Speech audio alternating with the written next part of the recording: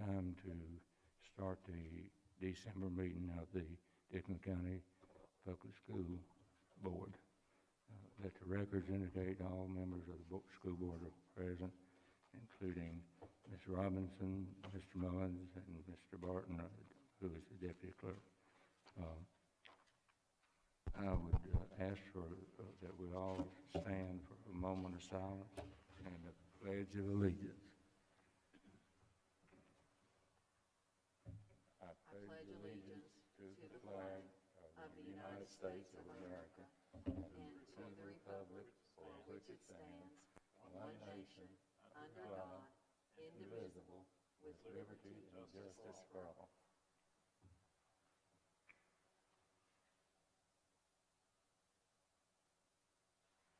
Thank you.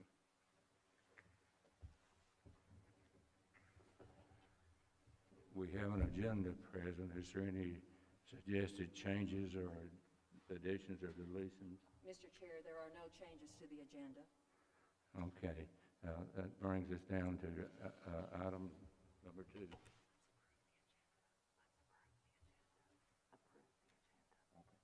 I'm sorry, we also need to approve the agenda.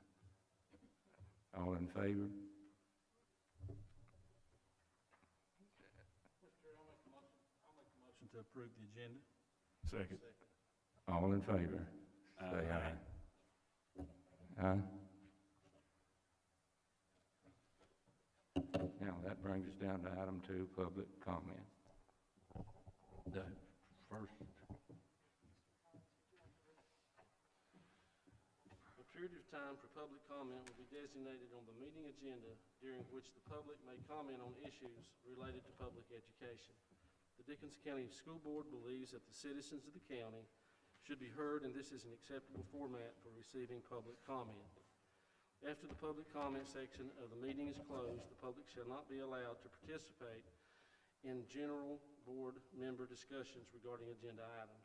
Public participation with the board members regarding agenda items can be disruptive, and the practice is prohibited by the Roberts Rules of Order. It is the desire of the school board to treat each member of the public fairly and equally. Allowing one individual to participate while excluding others is unfair.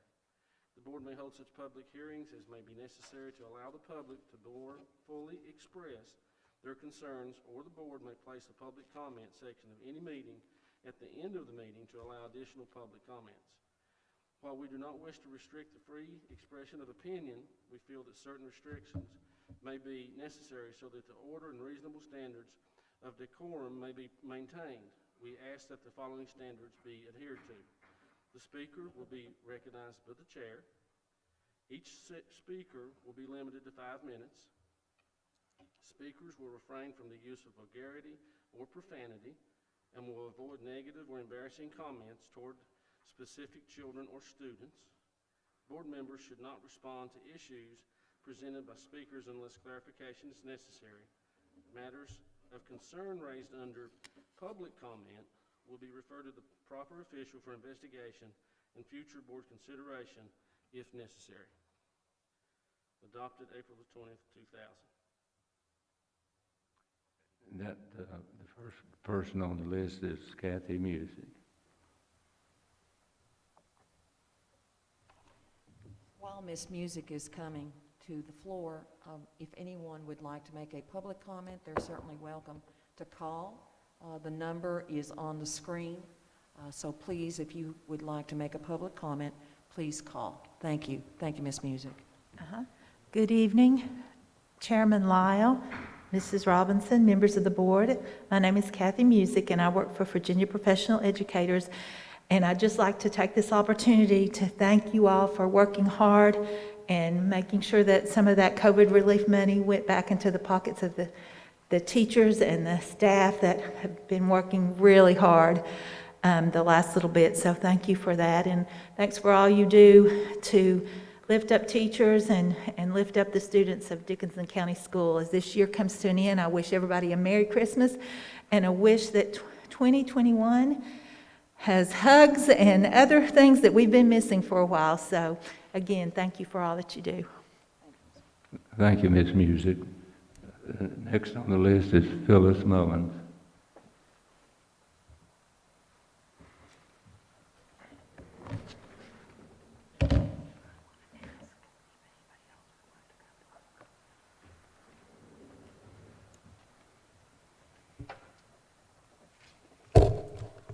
Good evening. I'm Phyllis Mullins. I am president of the Dickinson Education Association. I have a couple of things I want to say. First of all, thank you for the stipend. You don't know how much that is so deeply appreciated, and we really, really thank you for it.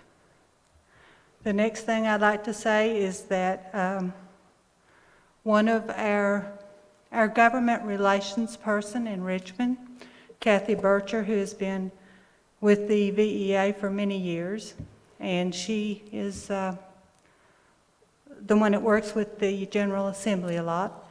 She has taken a year's leave of absence to serve as the Deputy Secretary of Education for Governor Northam. So she will be a good voice for public education, a very strong supporter. And then on a very sad note, the DEA is very saddened by the loss of Larry Barton. I have worked with Larry for many years, and I have always found him to be a very wonderful, responsible, professional, and knowledgeable person. And with your years of service in the school system, you have helped bring about a lot of positive changes, not only to the faculty and staff, but also for our students. Your work ethics and your personality are to be commended. You will be greatly missed, but I look forward to working with you as county administrator, and I know that we'll have a good relationship. Thank you. Thank you, Ms. Mullins. Is there anyone else who would like to speak during public comment?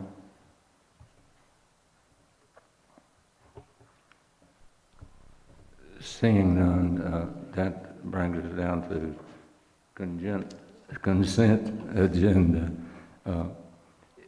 Unless someone has a specific question or comment about any, either their approval of minutes or monthly bills or school activity fund, I would suggest that we approve them as a group. And Dr. Lyle, I'd like to ask to please add to your list the new elementary school construction invoices, which were included as part of your packet. Okay. Those 4 items, sir. Okay.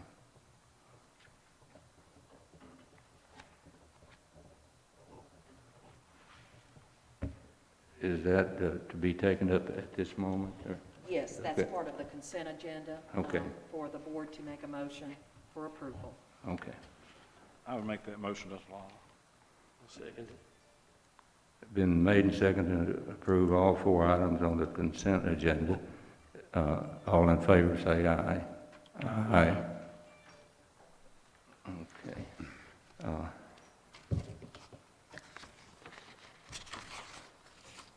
That brings us down to item 4, information for the board. Ms. Robinson. Thank you, Dr. Lyle. Good evening, board members. Just for your information, there is a virtual conference on January the 25th and the 26th. It's the Capitol Conference, and during regular years, we have traveled to Richmond and actually met with our legislators, and it was a good meeting with the VSBA. Of course, this year that will not be possible. But if you are interested in participating in the virtual conference, please let Ms. Baker know, and she will be more than happy to allow you to register and help you with any of the details that we need to do to help you participate. Thank you, sir. Okay, that brings us down to item 5, which is Superintendent Robinson. Okay, thank you. Thank you again, Dr. Lyle. I'd like to ask Mr. Setzer to come to the front, and the information that he is going to discuss is stapled to your packet. And so, good afternoon, sir, good evening. Would you let us know about our enrollment and for the month of November, sir? Yes, ma'am, thank you. Mr. Chairman, members of the board, overall, the enrollment for the division increased by 2 students for the month of November, ending in a total of 1,914 students in kindergarten through 12th grade. That's an increase of 2 students over October. Clintwood Elementary School reported the highest attendance percentage for the month of November at 98.41. And as always, you have the numbers for the pre-K in your packet and a comparison for the last 5 or so years also included. And I'll be happy to answer any questions you may have.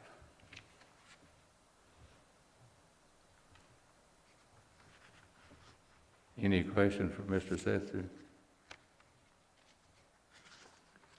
Thank you, Mr. Chairman. Thank you, Mr. Setzer. Thank you. Mr. Chairman, moving on with the agenda, I'd like to welcome Mr. Kisenberry and Mr. Ellswick and to come and update the board on the new elementary school project and elementary school design. There is a packet, in your packet, there is a report there for the month.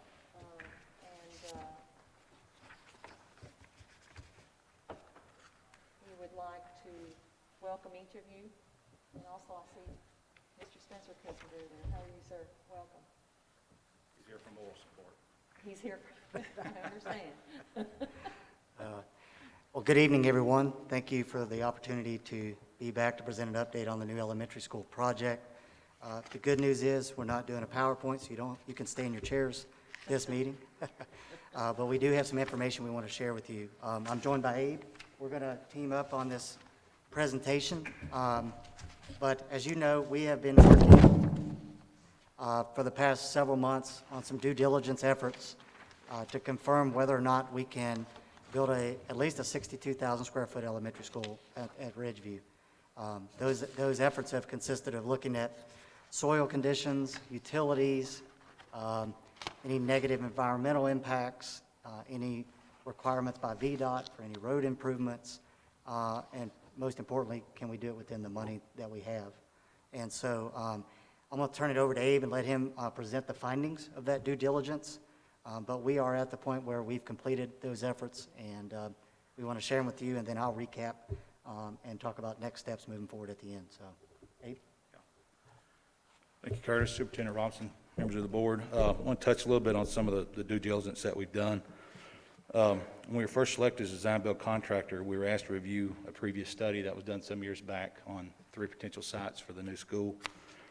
We updated the unit costs in that study and drafted a preliminary schedule for each site. We included that information in a letter to the project team dated June 11th, and then updated that information in a letter on June 30th with some additional addendums. Based on that preliminary analysis, it was identified that the Ridgeview site was the best fit for the project budget, can be completed in the shortest duration, and carry less known risk than the other proposed sites. So given this, we performed more in-depth analysis. This included locating the school on the site, ensuring it fit with the overall program and with the facilities here that we have, analyzing existing utilities and infrastructure to support the new school, geotechnical exploration to determine the suitability of the soils, continued discussions with permitting agencies to ensure compliance and timely approval, and detailed estimates as design progressed to ensure budget compliance. Based on this detailed analysis, we can now confirm that the Ridgeview site is a suitable location for the new school and is the only site currently identified that fits the project budget and project schedule. We included this information in a letter to the project team that was drafted earlier this week. And I just passed out a copy of that letter so that you can have it. Just to highlight a couple other things, we actually received a permit from VDOT yesterday that confirmed that they're not making us do any kind of road improvements around the site. And we also have heard back from the Corps of Engineers about the environmental review process.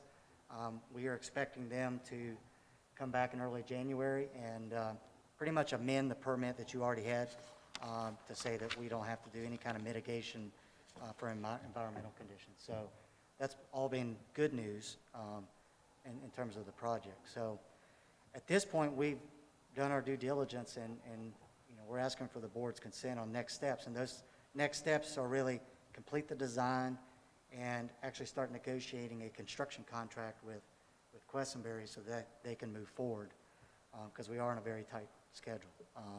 We are looking to be able to break ground by February, around first week in February. That's correct.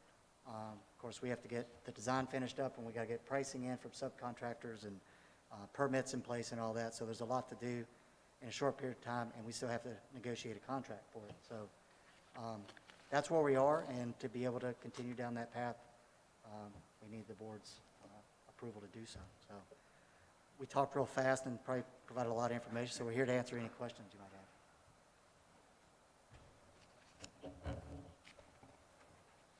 Scott, I can talk about next steps unless you want to highlight that. And I'll let you add to any of this, but really the next steps, if you approve us to move forward tonight, is they have the first package of work going out, which is relocating utilities out on the side of the site here, getting pricing on that with local trade contractors. And we'll get that pricing in by the end of this month, and we would be in the middle of going ahead and start negotiating the terms of that contract, and when that pricing comes in, validate that pricing is fair and reasonable and accurate, nothing's left out. And then we would need the board's approval to execute that contract. They have to go get some bonds and insurance and award the contract to the trade contractor so that he can move forward. And the goal is to be able to do that by February 1st. So I probably missed a few things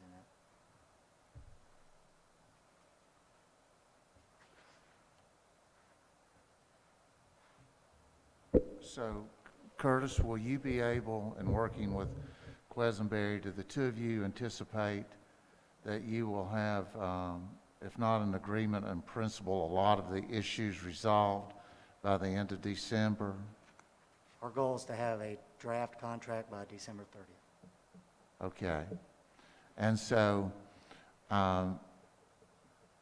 the expectation, I think, from the board would be that after we work through some type of draft, understanding that it might not be the final draft, that there's always tweaks going down the home stretch. But once you get something that we would call close to an agreement in principle, you know, or maybe even a final agreement, I think that this is a big step for this board and a big step for the community. And so I think that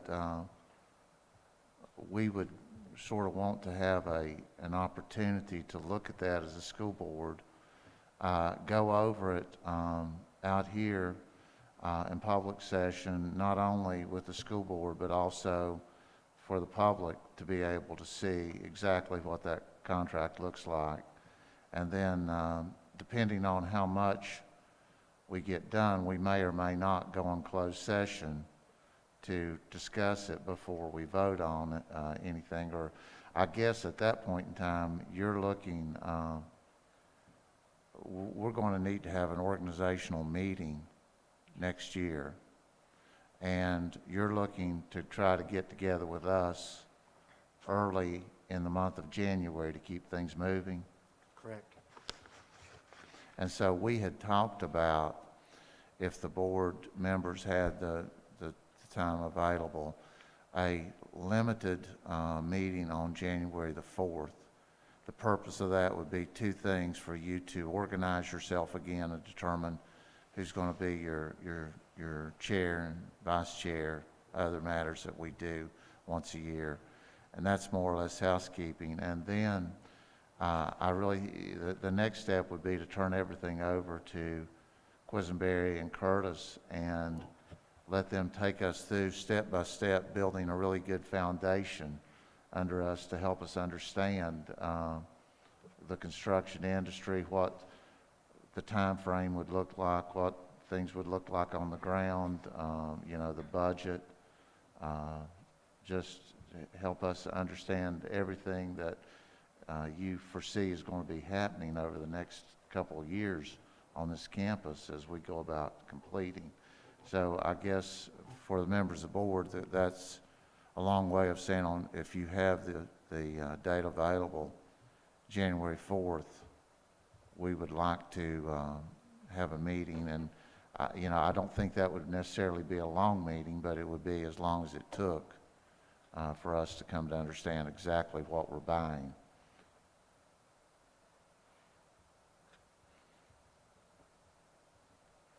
But we would not be voting on that contract that night.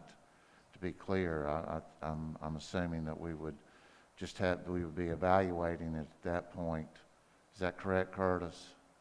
Yeah, we just need to be able to approve that contract so it can be executed by February 1st. So we would be looking sometime in February, early February, to execute the contract. That would give you time to work out all of the language, and we could have a special call meeting if necessary, but it's going to be a learning session on the initial January meeting. Correct. And members of the board, my recommendation would be that because this is going to be new to us and it will be new to the community, after they've explained this, you know, we have a provision that allows people to do public comment. And I think that this meeting may provide facts or information that would give the public additional information to make a more informed comment. So my recommendation would be that you almost set this up as either public comment at the end or look at it like you're having a public hearing on this, so that after they present it and you've had an opportunity to ask any questions you've got, if the public wants to make comments on that within the normal 5-minute time frame, we could deal with that.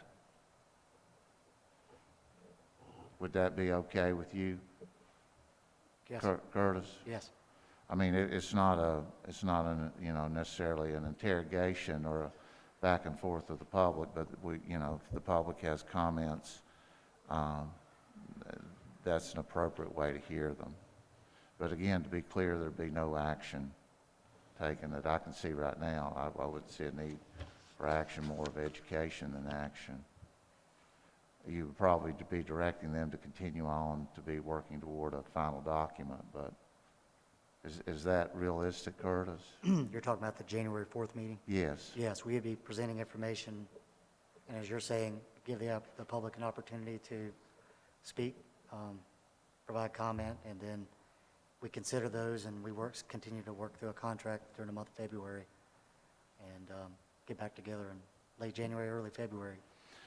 I emphasize, I think that this is where we are really looking at the product we're buying, and to Quisenberry and Curtis, I would say to start and give us, give us something. We're not builders, and so make sure that you give us enough background information to help us get comfortable as you move through the process of what we're buying and the time frame that we'll be seeing it delivered here. And board members and Mr. Mullins, what that evening would look like, later on we talk about the reorganizational meeting, but what that would look like is that on January the 4th, the board would adjourn the meeting, would convene the reorganizational meeting and then again reorganize for the year.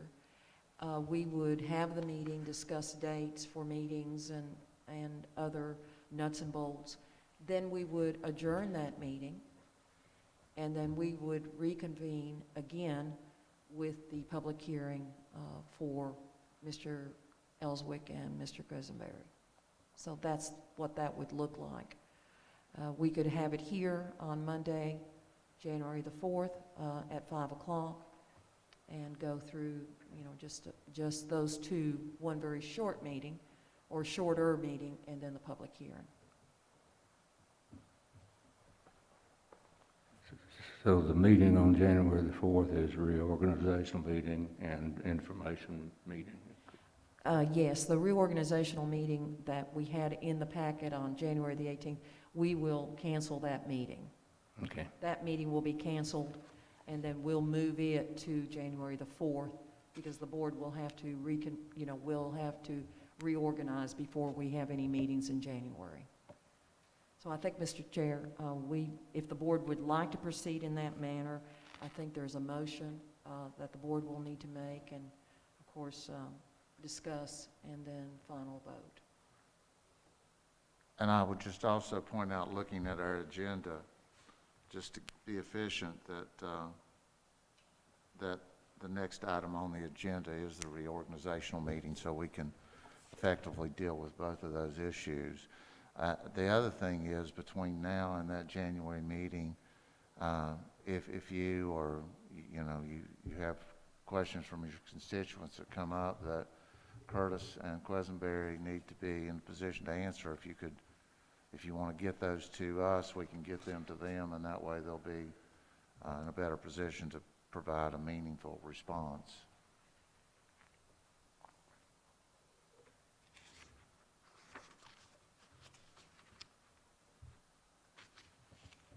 Is there any other questions or comments for the group here? Do we need a motion to change the meeting to January the 4th then? Yes, sir, for the For purpose, the purpose of reorganization and information and then public hearing, yes, sir. and hearing, yeah. Anyone wish to make that motion? I'll make that motion, Dr. Lyle. I'll second it. It's been moved and seconded to change the reorganizational meeting until January the 4th at 5 p.m. All in favor, let it be known by saying aye. Aye. And that motion also does include having the public hearing, is that correct? Just for our minutes? Yes, I mean, I think we need to look at it and think of it that way, because we're putting out a lot of information, and I think it's better that if we're going to get public comment, they be able to hear what's said first. So I think we should consider it as a public hearing and advertise it as a public hearing and try to let the public know that this is a significant meeting. Mr. Ellswick, the board also has the monthly report for December. Yes. If you'd like to discuss anything there before. Yeah, I think we covered a lot of that here tonight. There's, we've been having a lot of meetings. These gentlemen will attest. We've been talking with the technology department, making sure we've got all the technology needs. We've had meetings about door hardware, security cameras, finishes. We've had meetings with about everything that we can meet about, but I'm sure there'll be special some more. education, making sure Denisha has all her spaces covered, so, we've had some very collaborative meetings with the staff, and I think so far it's went really well. We identified some good things, and everything's progressing currently on schedule. And as we discussed, we hope to be able to start breaking ground in early February. Are there any other questions for Mr. Quisenberry or Mr. Ellswick? Gentlemen, thank you so much. Merry Christmas and happiest 21. Thank you. thank you. Merry See, Merry Christmas. Dr. Lyle and board members will go right into the reorganizational meeting. And this pretty much spells it out, exactly what will happen on that evening. So just for your information, the current chair will, of course, call the meeting to order, and then the meeting will be turned over to the division superintendent, and I will be asking for nominations for board chair. And then there is a roll call vote, and as soon as a chair has been successfully selected, then I will turn the meeting immediately over to the chair. There's also elections of officers with some recommendations. Meeting dates and times, and I've included that in your packet for you to review. These are just proposed at this time. They pretty much follow what this past year, but it doesn't have to remain this way. So if you have some thoughts or recommendations, please let us know. Again, these are only proposed. The meetings still remain on Wednesday nights, the fourth Wednesday of each month at 5 o'clock. You notice that we have certain budget workshop meetings and special call meetings and those kinds of things along the way. But, you know, as it says on the last, you know, special call meetings may be called throughout the year. So again, if you would rather change the date or the time or anything in that manner, please let us know, and we'll be glad to share that tentative calendar with you. But this is the same calendar that we have followed for this current year. So that's an informational item for the board. Are there any questions on the board, for the board on reorganizational meeting? I know that you've already gone through that one time, but it, like you said, it just occurs one time a year, so it's difficult sometimes to remember. Now, what did we do? And I hope that this outline does provide you some knowledge with that. And for clarification, this is January the 4th at 5 p.m. Yes, sir, it is. Okay. We will call this meeting to order at 5 o'clock. The board will have the opportunity to reorganize. We will adjourn, and then we will call the second meeting for the public hearing and allow Mr. Ellswick and Mr. Quisenberry to present to the board.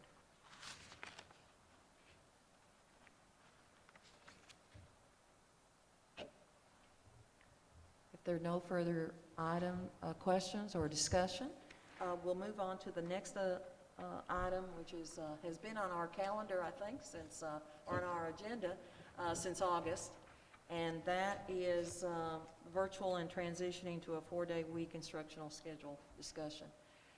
I know that the board has taken a lot of time to look at the data, look at the facts. As we've talked about before, there are no easy answers here. There's no right answer, and none of us have a crystal ball. I think at our last meeting, what we discussed was that at the beginning of the second semester, which would be January the 19th, is that correct, Mr. Mullins? Thank you, sir. That would be the time that we would implement the 4-day instructional week for our students. Again, none of us have a crystal ball. We don't know what our cases will be at that time. But I would like to, while we're there, I'd like for you to, and I put one of these on your desk or by your name tag, this. Since we started school, we've had a total of 45 cases.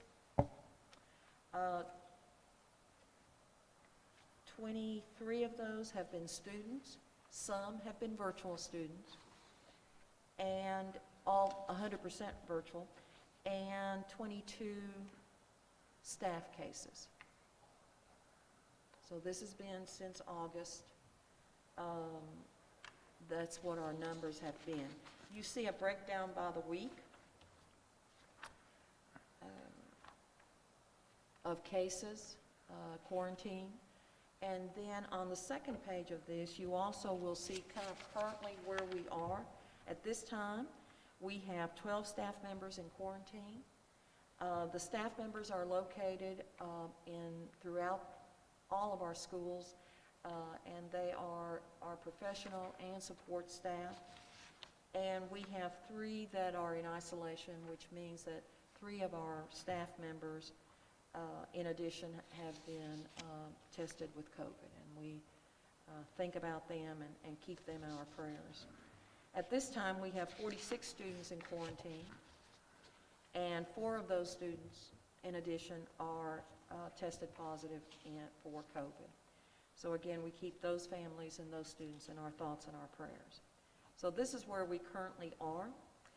With these numbers and knowing what the Christmas holidays may bring, one of our recommendations, along with looking at a 4-day week, is to have the week of January the 4th through the 8th as virtual. And the reason for that is that, of course, we found out that after Thanksgiving, we had a real spike in our numbers the week after. We were also virtual that week, and we were able to more successfully mitigate strategies for that. So that would be one recommendation that we would have for this board. to monitor numbers from the holidays, and then just kind of help us there. The following week, the week the 11th through the 15th, I believe it is, we are recommending at this time that we go hybrid. And that, again, for two reasons. Number one, that would allow us more time to have, monitor the numbers, see where we are, not make any rash decisions and bring everyone back, and we've got, you know, the cases are increasing. And then the week of the 18th, that is when the end of the semester ends, and then the 18th, which is on a Monday, will be a teacher workday, and we ask that on that day, or that week, that we return to 3 days a week, or 4 days a week, and I'll explain, that our students would return to school Tuesday, Wednesday, and Thursday, and then Friday would be the virtual day, teacher planning, deep sanitizing day. And then on the following week, then we would go 4 days a week, and then Friday then would change from the Wednesday. So instead of students having that Wednesday, we would have the Friday instead. So I know that I'm probably not clear, but again, just that is our recommendation, is to look at returning virtual the week of the 4th through the 8th, returning to a hybrid schedule the week of the 11th through the 15th, I'm going to say that second week, and then on the 18th, or on the 19th, excuse me, return 4 days, you know, implement the 4 days for instruction for our students. Questions or comments, and I know that I think I spoke to some of you, and you had some concerns about all those different schedule changes and what does that do, and those kinds of things. January is a month that we're in and out, in and out, in and out. So that's our recommendation to the board, but you can certainly look at it, discuss it, and then, you know, approve a schedule that you feel comfortable with.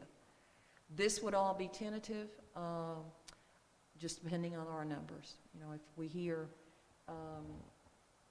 the news, January, February, and March are going to be difficult months, even with a vaccine. But we're hopeful that, you know, perhaps we have see that light at the end of the tunnel. I think by the numbers that I have just shared with you, you can tell that with 23 students, 23 students and 22 staff members, that, again, the school is not the primary source of transmission for our students or our staff. It appears that our mitigation strategies are working, and our staff is doing an excellent job, and our students are doing an excellent job in keeping safe. Questions from the board? Well, that was my concern that you already touched on in relation to going back in January. That there would be 3 straight weeks that we would have a change in our schedule. Yes, sir. I agree. I That was, understand. that was a concern for me, but I could be wrong on that. If that's something that has been discussed at length, and central office feels that that's the best way forward, and the administration at the schools and staff, I don't have any objection to it. It's just when I first saw it, it was like, you know, the parents and kids are going to be like, okay, it's a state of change every week on that. And I know for parents it may be a little bit of an adjustment, and we can certainly review that again if the board would like us to. I think the thought was that week was the end of the semester, and so, you know, we would start new and fresh the first semester, you know, second semester with the 4-day week. And that would also help us with the Friday. So since we're out Monday, that week we would go to school Tuesday, Wednesday, and Thursday. Then Friday would be, of course, the deep cleaning day. And then from then on, it would be Monday through Thursday, with Friday being the deep cleaning virtual day. But you're correct. It is a lot of changes. And I may be wrong here, Mr. Mullins, but we have several snow days typically in January, snow schedules, and it's Yeah, it's often a chaotic month, I Yeah, understand it's, that anyway. am I correct?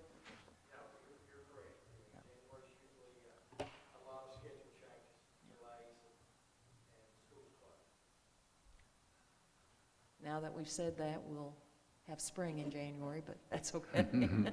That would be all right also. We have sent out a survey, by the way, as you're discussing this. We have sent a survey out to our staff, and we have gotten good response from staff members. And there is a majority or a group of our staff that are interested in taking the vaccines when they're available, late January and early February, and so we're thrilled about that. There's still some that are undecided, and we certainly respect that and honor that. I think as more information comes, I think people will, be on one way or the other. So those vaccines will take place in our schools for our staff members, and our own nurses have been training to give the vaccination, so our staff doesn't need to travel or anything that way. It can be done in our schools. So our schools and our teachers will be first tier. Interestingly enough, when we spoke to Dr. Cantrell, face-to-face instruction teachers will be a little bit higher in the tier than virtual. So if schools have been on a virtual, they're still there, but teachers or school divisions that have been face-to-face will have more of a priority. So that's another thing that I think will help us. What did you say was the anticipated date on that? The anticipated time is the last that we've heard is last of January, 1st of February. So if it can be anywhere near those times, it would be wonderful. Of course, there may be more vaccines available by that time. I think Moderna is going to be approved, and so our staff members are looking at all that. Several of them have emailed, said, I've talked to my doctor, and my doctor is recommending it, and can you switch me to yes? And we've had that. So we've had a good response from our staff, I feel like, to interest in taking the vaccine, or at least telling us they would rather wait. And of course, that's their right to do that. I have a text from Mrs. Compton that I'd like to read. Today, of course, we fed Cohort A students, Cohort B students, and Cohort C students. The reason we did that was that they took 10 meals home, meals for 10 days. So they could not carry that on the bus. It would be very difficult. So we had a pickup in the rain, cold weather, all of that. And this is her text.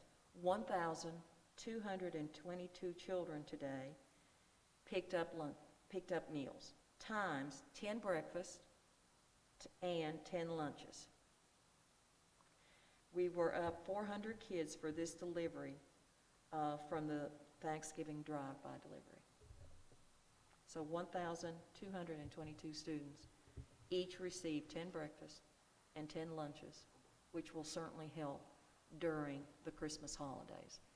Virtually, we'll do the same thing on Wednesday, the 6th. We'll again provide meals for our children. That day will be 5, but it will be for all of our students. Not just virtually, all of our students will have the opportunity to come by and pick up meals. Something we also did this week, which I just want to recognize our central office staff and Cindy Stanley. We were really concerned that some of our staff, some of our parents may not have transportation. So if they had transportation issues, they were given a number, telephone number to call, and Ms. Stanley at our central office took that, and we delivered, I think it was for perhaps 5 families. Is that correct, Mr. Barton? Do you recall? 5 families, and so we thought we would have more, and but that was fine. At least 5 families received food that might not have been able to get the food today. So, And again, the food will be available all week, the rest of the week. But at least that was a lot of children for today, and I wanted to share that with you and recognize Mrs. Compton and our staff and our cafeteria staff. They've done an excellent job. All of our staff have done an excellent job. Other questions or comments? While you're talking about, is moving to the 4-day, would Friday also be a meal day? Yes, sir. Continue that? Yes, sir. Thank you. Yes, sir, it would. So on Thursdays, they would be taking home food for... Not Friday, Thursday, they would take it the Right, last day. and then the pickups for 100% remote students would be Friday. Yes, sir. Thank you for asking that, Mr. Hicks. So, board members, I think what we need is, first of all, if the board would like to vote or approve the virtual week, the June the 4th through the 11th, and then tentatively begin the 4-day week on Tuesday, January the 19th, if the board would, if the data and the science, confirms our plan. What was that day again? I'm sorry, What was that day again?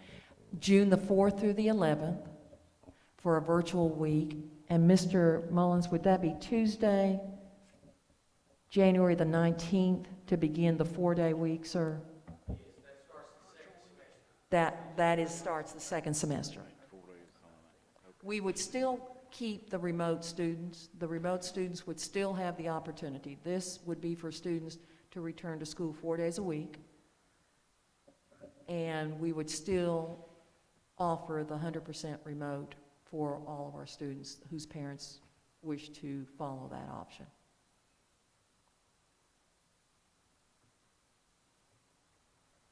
I'll move that we accept that schedule as presented. I'll second. It's been moved and second. All in favor, say aye. Aye. Thank you. Our next item is the proposed regional virtual academy. I know that two of our board members had the opportunity to participate in a webinar on Thursday, November the 19th. So Mr. Hicks and Dr. Lyle, please add anything that you need to there.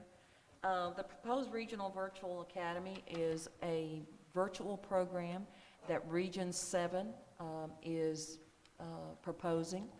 We have probably 4 to 5 of our school divisions that are joining this academy now in December. Some are still considering it, and our recommendation for our school division is to allow us to continue to study the virtual academy, the regional virtual academy, and then make a decision in either April or May to join for the 21-22 school year.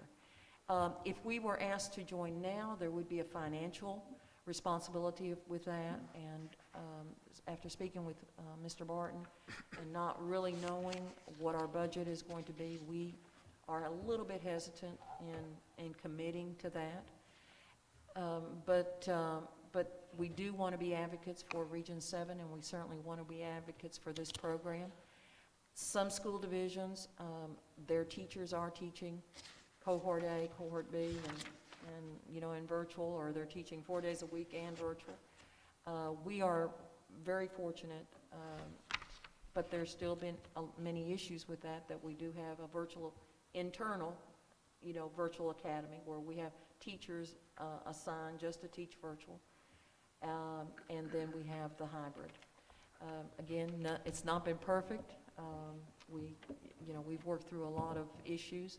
Our technology staff that Mr. Ellswick recognized, Stephanie Willis, our ITRT person, all of our teachers have worked very hard to learn this new way of teaching. So At this time, we're asking the board, just our recommendation is to take time, continue looking at it, and possibly then revisiting the issue in March or April or May, and whether we want to proceed for 21-22. Mr. Hicks, do you have anything you'd like to add from the webinar, sir? I would just add, it's a very interesting concept, to say the least. I mean, and really, they're forming a school. Yes, sir. And with this being set up as a school, not just a different program, they have to follow all the SOQs, so they're hiring, well, they have to have the special ed, they have principal, counselors, and all that goes along with it, so they have to meet those requirements. The interesting part about it is that at this time, they shared that there were 15,000 students in Region 7 that have Yes. chosen 100% virtual. Yes. And so, and the feeling is now that we went down that path with virtual, how much will our community and parents still want to have that option out there? So, one thing that I felt was promising about their proposal is that by joining this, if a student or parents want that child to be in that virtual program, they would remain a student of the school division. And the school division would be able to determine whether or not that child could participate in that program or not, which I think has some really good benefits to it. I know that school systems all across the country have had problems with virtual students maybe not logging on and some of those things.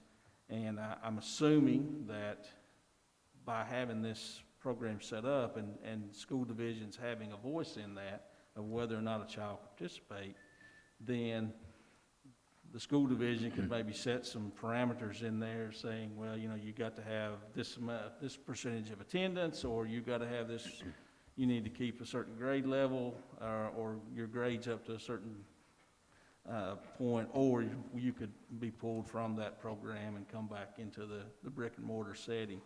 So I really felt that was kind of an advantage to it. I think, you know, there is the expense of buying in. They did share throughout that meeting as far as now, as they are organizing this virtual academy, that school systems who buy in now would have a seat at the table as far as the organizational and having some say in it. If you hold off and buy into it later, there's still a $10,000 buy-in. You just may not have a seat at the table. So that's by putting it off, that's what we would be giving up. It is interesting that I think too that even looking at 15,000 students throughout Region 7 virtually, only 10% of those folks, which I think is a realistic number, that may decide to stay virtual, that's 1,500 students. That'd be the largest school in Region 7. But the nice thing about that is doing the revenue sharing is by those students still remaining to be part of your school division. The virtual academy would basically they would take about $3,500 of that money that the state sends, and then a division would keep $3,500 for that student. So, you know, if a student were to go on and join K12.org or any of the other virtual academies out there that are private, they have the option to go, and we don't have any options of recouping any money from that. So, and I think it's also would be a good option that while those students may reach out and be virtual, by still being in a division, we can still support them in some ways as a division. If they were to go to a private group, then you know, they're kind of beyond their help. So, And I think some school divisions are looking at only elementary. Some school divisions are only looking at the secondary level. And so I think one of the things for us here is the high percentage of students that do not have internet. And so I think for us, that's a drawback. If a student really wants to go to this virtual academy and doesn't have internet, that student might be better served in our schools, in our own virtual program.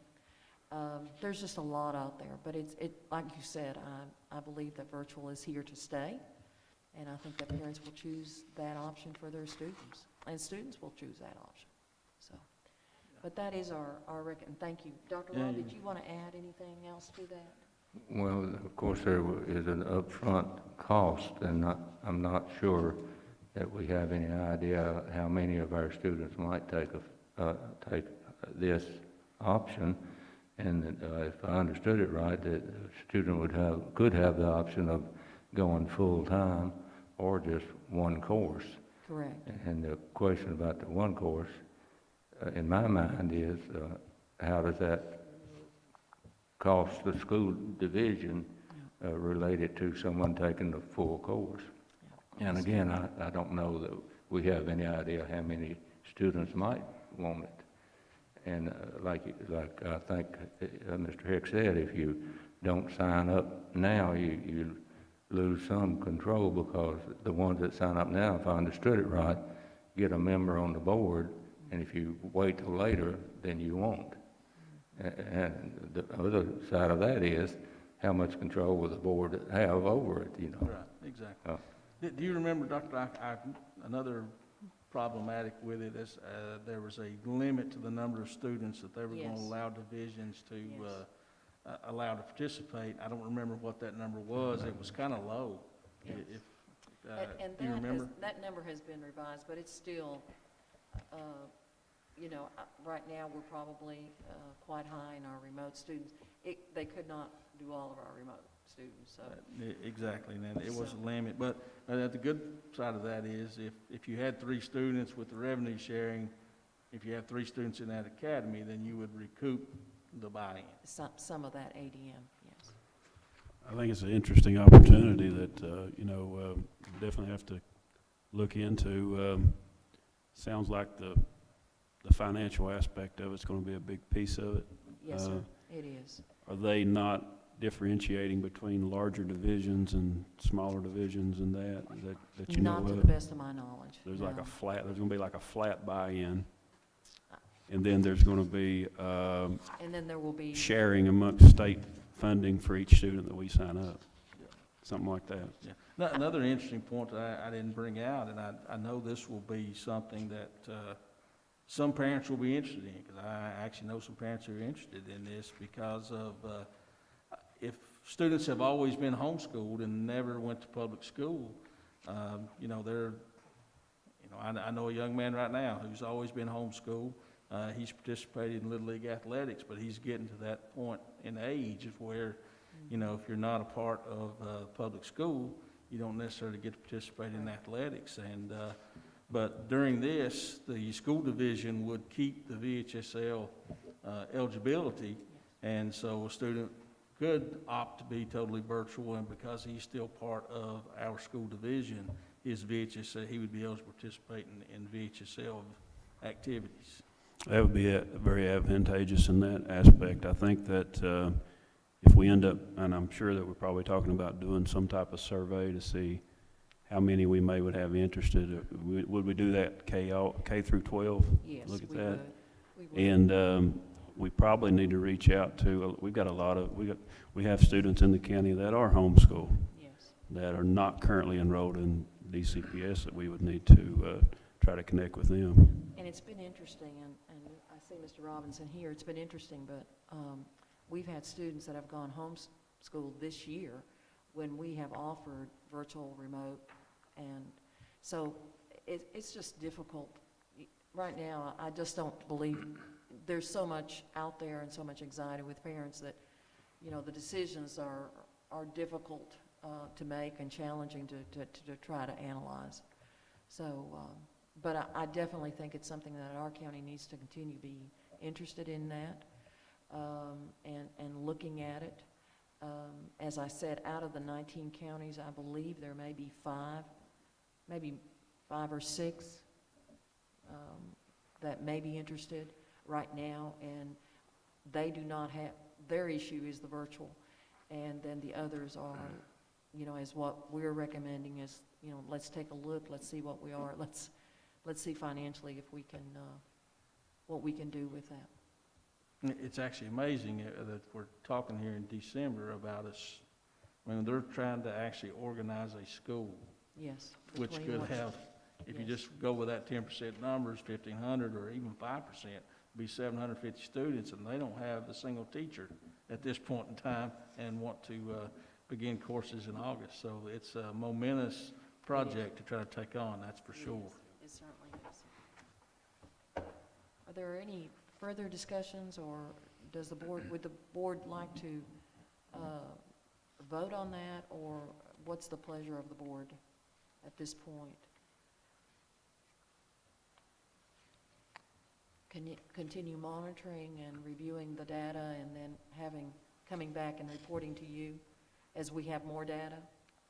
Yeah, that would be my suggestion. I don't think we have the information we need right now to make a definite suggestion as to which way to go, and waiting apparently won't hurt us other than perhaps losing some control, which I'm not sure of the value of that, but anyway, waiting I think would be a good idea. Is this something we can get a update on each month at each meeting to see where they are? Certainly. I think Yes, that sir. would help us along.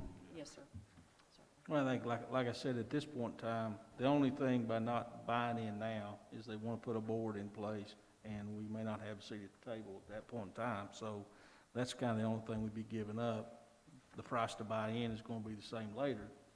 I think it might be interesting to possibly survey and just take a temperature of see how many students we may have that could be interested in this. Well, and the other interest that I think we have to, is how many of students would be interested in our teachers teaching virtual. You know, I think that connection where the teacher knows the students, their families, you know, I think that's also good. So there's a lot of things going on, and I would just feel more comfortable having more questions answered. And you know, by the end of this year, we may say we really don't want anything to do with virtual, and we'll move with this other regional program. Dr. Lyle, was that a motion that you made, or just a... Just an observation. Oh, just a conversation, okay. Yes. Any other thoughts on that, or? Scott, would you think we need a motion just to review the... No, I think the board is unanimous and clear that they just want to continue to keep updated on it, and we'll vote on it when you have something of substance that they feel like they need to vote on. And we'll, Mr. Hicks, as soon as we come back in January and things perhaps settle down a little bit, we'll take a survey about if we have any students that would like to continue a virtual program, and if so, here's the options and what would they be interested in. And I think that would give us some clear ideas there.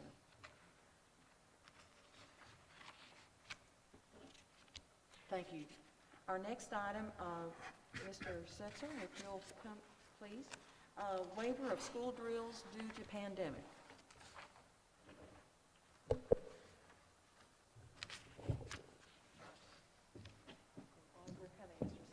Thank you, Ms. Robinson. Mr. Chair, members of the board, on November 20th, the Virginia Department of Criminal Justice Services Center for School and Campus Safety forwarded a memo down to the division superintendents granting the authority to the local school boards to waive certain drills during the pandemic until logistically feasible to once again perform those drills. The drills we're talking about are the lockdown drills and tornado drills that we have to perform annually. It's almost impossible to really perform a lockdown drill when you cannot, because of social distancing. For that reason, we are recommending to the board that we do waive lockdown drills and the tornado drills until a later date or until it becomes logistically feasible. We cannot waive school bus emergency drills or fire drills. They must be performed as required. So it is our recommendation that we do waive lockdown drills and the tornado drills at this time until logistically feasible to do them again. And how many lockdown drills, Mike, if you can? Schools are review? required to do 4 a year. The ones we've done so far, we've had to double up because of the hybrid schedule. So we have done some, but to be honest with you, they're just not effective because we can't, because of social distancing and the safety that is needed because of the pandemic.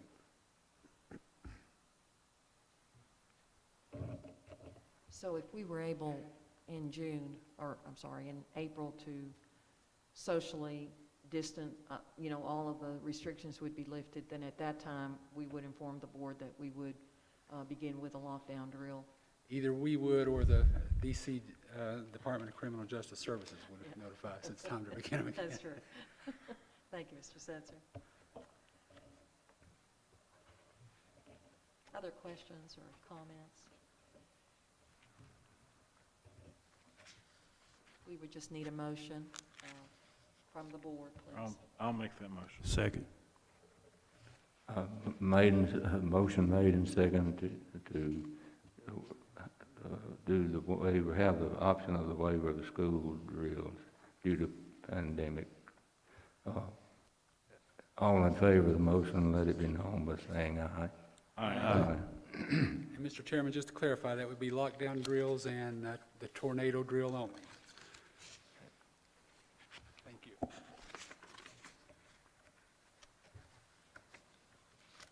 We had some of our board members have asked about lots at Clinchco, and we have been diligently trying to find out about those. We've also had a request, and I'm going to ask from the Board of Supervisors, and I'm going to ask Mr. Mullins if he would to present the potential lots at Clinchco that the board may consider a surplus. Mr. Chair, members of the board, in a nutshell, the way it works in our system is we own real estate that we really don't know we own. And that comes about from many, many years of a lot of small community schools. Back when there were a lot of gas and oil development going on, there would be a one-room school in the middle of the world that we had no idea we owned, but the gas company would pick up the title work. Apparently, we own a tract of land down at Clinchco. In fact, we own more than one tract, but we'll talk about this particular tract that you have the resolution in front of you. I received an email from the county attorney. He'd done a title search and determined that this particular tract that's identified in this resolution, that's apparently part of the Clinchco older citizens property down there, that we actually own that. The Board of Supervisors has put money into it. They asked that we declare it to be surplus and transfer the title to the Board of Supervisors. There's a statutory provision for that that requires us to pass a resolution. The resolution that you have in front of you is in good legal form to do that. I prepared it. Mr. Phillips has approved it. After you pass the resolution, Mr. Phillips will prepare a deed, and then this resolution also authorizes your chair, along with the division superintendent, to sign the deed and get it recorded. So you're basically giving up property rights in a tract of property that you're not going to use for educational purposes, haven't used for educational purposes in decades. And, I'll just need a motion to approve the resolution as presented. On a sort of a side note, there's another tract of property down at Clinchco that I was approached by the town attorney to do the same thing. And the general philosophy of the school board over the years has been that if we're not using it for educational purposes and there's no foreseeable need to have it for educational purposes, we don't need to be insuring it or taking, responsibility for things that go on there. So it's very common for this, and I think every school board in the Commonwealth to, once you identify you have property that, that you're not using, to get it back to the board of supervisors. We're not authorized to make a gift, to be real clear about this. If we had, a citizen or a benevolent group that wanted us to make a gift, we're not really authorized to do that. We're just authorized to give it to the board of supervisors. The board of supervisors can make a gift if they think that's appropriate to be done. We can facilitate that, talk with them about it, but as far as a direct gift from us to anyone, we're not statutorily authorized to do that. The motion you need, would it be just one motion for those tracks? Well, I'd like to just do the motion to pass this resolution as presented. I hope to bring back, Mr. Hackney, we got some additional information as far as where that property, the second property is that you and I had briefly discussed, where it is on the ground, and I hope to bring that back in the January meeting so we can turn it over. Okay, well, I'll move to declare this tract surplus property, no longer used for the purpose of education. Second the motion. And to be clear, you would be authorizing your chair to sign the resolution in the form presented. So it's been moved and second to approve the resolution. All in favor, let it be known by saying aye. Aye. Our next item, our next item on the agenda is the updated hazard pay and stipends. You received this in an email this week, and it's also included in your packet. At our last school board meeting, we were asked to revisit some of the stipends for some of our employees. We have been able to do that for our part-time aides, and also then, because of the cost of part-time teachers, we had to, kind of made some other revisions there. So those are there for you to see. The total amount, for the proposed total amount of additional funds needed beyond the coronavirus fund would be $14,869. And so we asked the board at this time, when I spoke with you and we discussed this, the board was in agreement, and we proceeded that way. So at this time, we just would like to have your approval, formal approval on the haphazard, or the hazard pay stipends for our full and part-time employees. I'd just like to make clear that there have been no changes to our teachers or anything else that earlier. We have just increased part-time aides and part-time teachers. I believe that's all, isn't it, Mr. Barton? Part-time custodians and cafeteria staff. Okay, all of our part-time staff. Thank you. I'll make that motion. A second. It's been moved and second to approve the stipend for hazard pay changes. All in favor, let it be known by saying aye. Aye. Dr. Lyle and board members, that concludes our open session. Okay. That brings us down to board comment. Let's see, let's start with Mr. Hackney, and we'll work my way. Okay, just like to, don't have a lot to say, just like to wish everyone a Merry Christmas, Happy New Year, and it's been an interesting year. My first year on the board, I enjoyed working with this board and the staff. Really wanted to say special thanks to Mr. Barton here, and he's been really great to work with. I don't think the average citizen really quite can grasps how important he is to our county, how important he has been to our school system. I hate that we're losing him from the school system, but I'm glad that he's still going to be an employee of the county. I'm sure he'll be a tremendous county administrator. So just really appreciate Mr. Barton.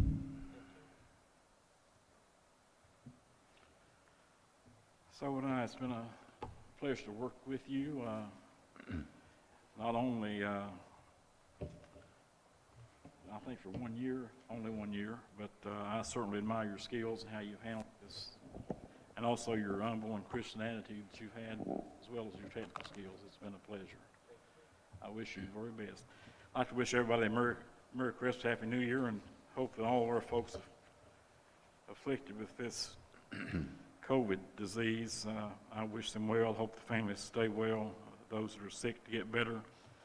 And hopefully we can all do a good job of trying to stay away from this stuff and keep our children as safe as we possibly can. Well, I'm like everybody else, and hate to see Mr. Barton go, but I'm glad he's not going far.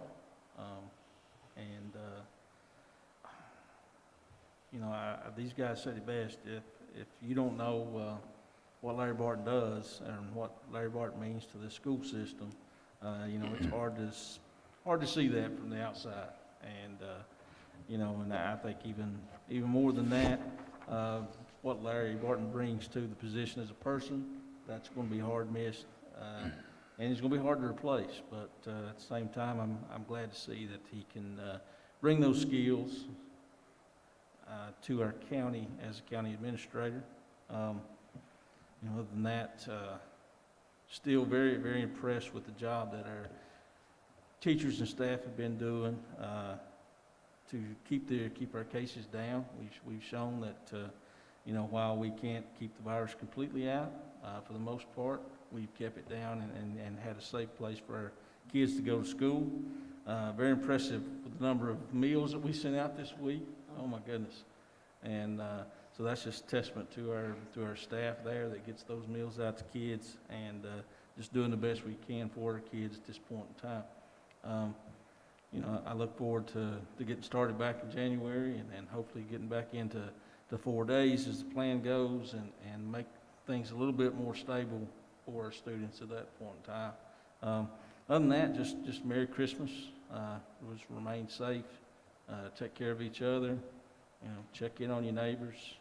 And I'm saddened this week that Dixon County lost a treasurer in Nita Belcher this week, and so just keep that family in your prayers.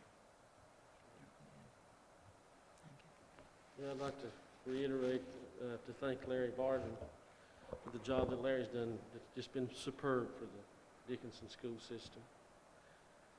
And I'd like to commend all the teaching staff, the cleaning staffs, and all the administrative staff for the hard work and the dedication that they've given the school system. And I'd like to say it's a real pleasure working with this board. I think that everybody's done really well, and we have a very good board, and I'd like to thank each one of y'all for that. I'd like to wish each one of you a Merry Christmas. I also wish Mr. Barton well in his new employment. With sadness, I know that he's changing jobs, but life presents us all with changes, and I wish you well and hope you do great at it, and I know you will.